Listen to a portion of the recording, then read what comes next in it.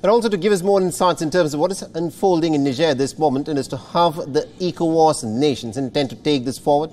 Being joined by Dr. Ambrose Igboke, is joining us live from Enugu in Nigeria.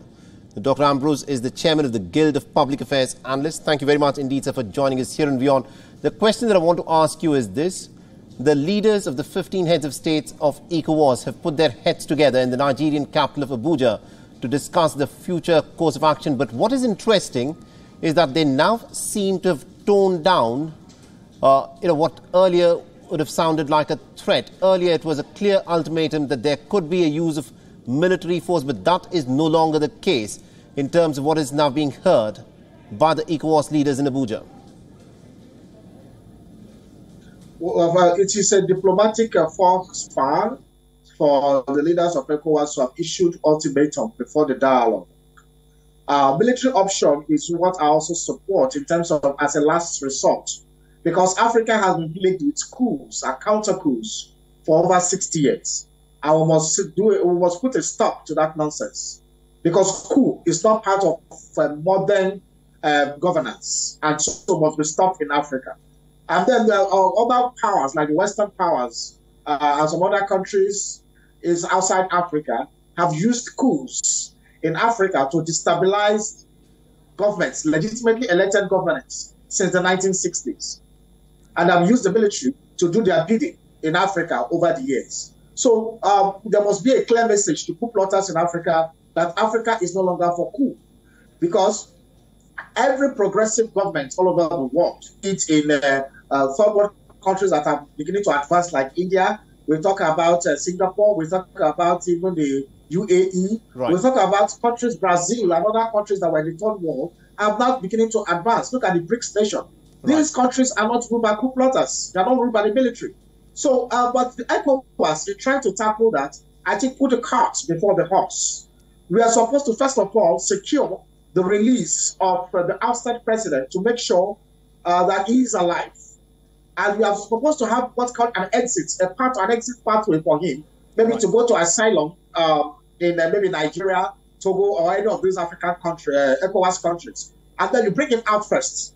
After bringing him out, then you start negotiating with the coup plotters to surrender power so that he can be reinstated in a later date. But what is happening now is complicating the issues, because Bozo is still in their captivity. So what happens to him? What of if he is assassinated? What of if he's murdered? What of if he's incarcerated and cannot come out? So it was a very diplomatic fast path for ECOWAS to have threatened before negotiating. International diplomatic sequence would have been to issue a stern warning to say coups are not tolerated.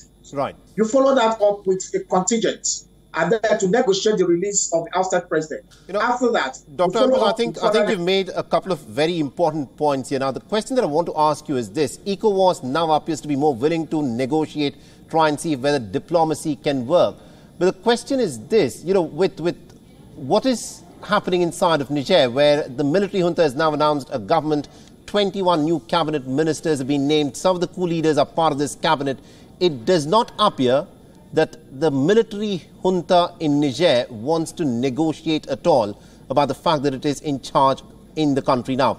With that being the case, do you think Nigeria, which has already slapped sanctions on Niger, would be willing to, in fact, as a key member of ECOWAS, to in fact consider the military option? You say it is an option of last resort, but how likely do you think that ECOWAS nations would in fact want to stage some kind of military operation on Niger?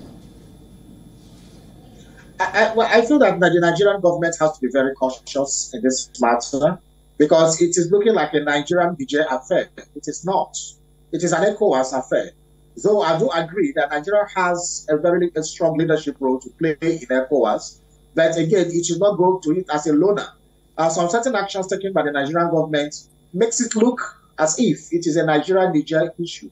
So the ECOWAS must, also other ECOWAS country must try to bring sanctions on board to ensure that it tightens the grip on these military dictators that are parading themselves as leaders in Niger.